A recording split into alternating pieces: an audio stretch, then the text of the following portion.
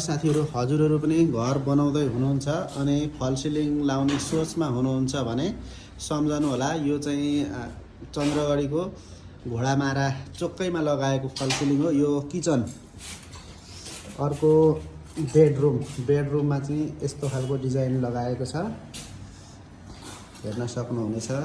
र अब म तपाईहरुलाई देखाउँछु अलिकति प्यासेज। अब तपाईहरुलाई सिटिङ रुम देखाउँदैछु। सिटिङ रुममा चाहिँ यस्तो लुक्स छ। अब सिटिङ रुम पछाडी प्यासेज। अब अर्को रुम देखाउँदैछु। यो रुममा चाहिँ यो खालको डिजाइन बनाएर है लगाएको छ, यो खालको डिजाइन।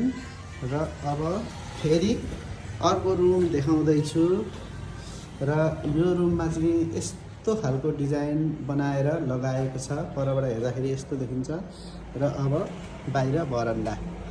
र हजुरहरुलाई पनि यस्तै फल सिलिङ लगाउन चाहनुहुन्छ भने चाँडै सम्झनु होला है, भरपर्दो काम हुनेछ।